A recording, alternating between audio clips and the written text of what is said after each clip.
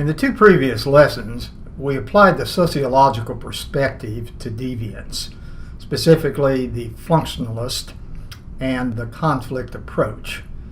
In this lesson, and the two following it, we're going to examine some major sociological theories of deviance.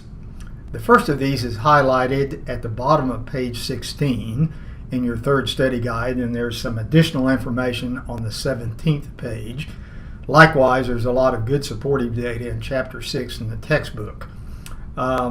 It's been given several titles. It was developed by Robert K. Merton, and initially it was known as the anomie or the anomic model. More recently, it's been entitled, or at least the title it's been primarily referenced by, is social strain. I want to highlight particularly the point made in the study guide at the bottom of page 16. Bear in mind that this particular model doesn't focus on the individual deviant, but rather on the very structure of society, arguing that the way in which a society is structured or arranged may very well contribute directly and indirectly to deviance. Now, going over to the next page of the study guide, this is page 17, and at the top there's a sort of a generalized working explanation of the model itself. To give you a little bit of background, Americans tend to believe that anybody can achieve success as well as upward social mobility, regardless of their circumstances, that is to say, the circumstances into which they are born. This kind of a viewpoint suggests that those who fail to do so have only themselves to blame. And numerous aspects of American culture and society push the idea that success is possible. Now, Merton argued that strain exists within the structure of American society because the approved or acceptable ways of achieving success don't necessarily guarantee that this is possible. For example, education, determination, ability, hard work, they don't always guarantee that somebody's going to be successful. Strain can also exist, he argues, within the structure of American society because not everyone has access to the legitimate or approved ways or means of acquiring success. And more often than not, success in American society implies money. And Merton focused particularly those at the lower end of the social class system, as well as minorities, may very well find that their access to the approved ways of acquiring success are blocked. Even if you focus on members of the lower class, minorities, who let's say might play sport at a collegiate level, less than 2% have an opportunity to play professionally. So literally, as to the second point, this is the argument that Merton was making. In American society, success, basically again, is a highly valued goal. And more often than not, again, as I mentioned a moment ago, that means money. Plus, there are approved ways, legitimate ways, by which to achieve success. These are just a few. And I think probably you would agree with me that, yeah, those are necessary for people to acquire success. Now, notice again that he elaborates further on this. What happens to people who find their access to the approved ways blocked? Or what happens to these folks who play by the rules? They do everything they're supposed to do, but they don't acquire success. Either one of these situations that I just described, Merton argued, can produce a sense of strain or anomie. People aren't quite sure exactly what they're supposed to do. Now, what's very, very interesting is that Merton argued, he emphasized, that people respond in rather specific ways to this structural strain. Are you with me on that point? Okay. And he came up with basically five responses. Now these again are highlighted in the text, but let me elaborate a bit on them. The first that he identified, he addressed as conformity. And that's kind of a working explanation. Now, conformists are ones who have access to the approved ways, and they emphasize and highly value the approved goals, such as success. But here's a question I want you to bear in mind and think seriously about. Is a conformist one who has, in every instance, access to the approved ways? Now, if you think about that for a moment, you probably could argue with him, well, not necessarily. Somebody could accept the approved ways as well as the approved goals, but not have access to the approved means of achieving the goals themselves. They just buy into the system, and, for example, they might say this, well, I can't do it, but maybe things will be different for my kids. Maybe things will improve in the future. Now, the second response that he addresses innovation has captured a lot of attention. Bear in mind that the innovator is, again, a person who literally emphasizes the approved goals, but not necessarily the approved ways. Success in innovation is considered winning the game by whatever way or means is possible. Money is certainly a way of securing what is highly valued, whether a person gets money legally or illegally. Now, careful. Don't assume that those at the lower end of the socioeconomic system or social class system are the ones most likely to innovate. There's no evidence that lower class folks are more likely to innovate. But the key thing is here, well, if success means money, what are some ways you can get a lot of money? True, these could be very dangerous, but nevertheless, they are ways you can make a lot of money quickly. Well, you could steal. Well, you could sell drugs. Now, the ritualist focus again on what's noted here. This may very well be a response to anxiety associated with a constant emphasis or competition to get ahead. Emphasis is placed on following the approved ways. Literally, the ritualist plays the game according to or by the rules, even if he or she fails. There's some cliches that come into play here. Well, don't aim high and you won't get screwed. Don't stick out your neck. Keep your head down. So the ritualist adheres to the approved ways and pretty much loses sight of the approved goals. Now, retreatism represents resignation from society. Merton pointed out that retreatists are in society, but they're not really part of it. They are alienated from society. In some cases, these are people who just want to escape in some form or fashion. Others may want to just kind of more or less drop off the grid, or they just want to drop out completely.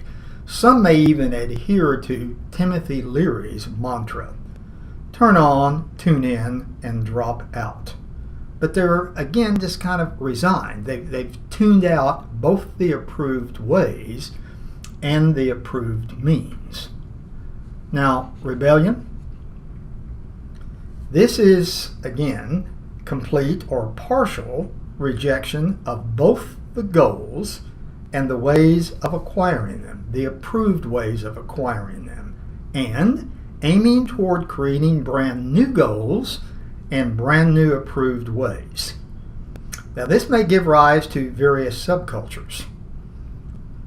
For example, street gangs, organized crime, the Earth Liberation Front, Even the Amish may fall into this category. Now, if large numbers of people buy into a desire to restructure the entire society, this could possibly give rise to revolution. So if you'll look at these responses and think about each one of them, you'll notice again without too much difficulty that 4 of them could be considered as deviant. You can go back for just a moment to ritualism. Maybe some of you have worked with ritualists. They obsessively adhere to the approved ways, even though they think that at very best they're only going to achieve limited success. But they stick to the rules, the approved means, because at least it makes them look respectable. Or they may come to believe that the goals are really irrelevant, but they continue to accept and almost compulsively employ the approved means. Robertson provides an interesting example. A bureaucrat. He becomes or she becomes so obsessed with the minor rules and procedures, they lose complete sight of what the rules were designed to achieve in the first place. Now, in film, there are numerous examples of Merton's model. Maybe this one. 3 major characters. Some sociologists have argued that Batman represents the innovative response. He comes up with an alternative way of combating crime. The Joker, an example of rebellion, wanting to completely restructure society. Harvey Dent, who later becomes Two-Face, more or less a ritualist who wants to follow the standard procedures. This well-known AMC series, Breaking Bad, just an average high school teacher who innovates in an effort to care for his family, and he begins to make and then distribute meth. One of my favorite movies, a Tom Cruise vehicle, Risky Business. Early in the film, he starts off as a conformist. He's going to follow, again, what his parents want him to do. They leave on a vacation. He's at home by himself, and he gets involved in a variety of fascinating adventures. And toward the end of the film, for you who have seen it, you can make the argument that he certainly innovates. Or, again, The Wolf of Wall Street.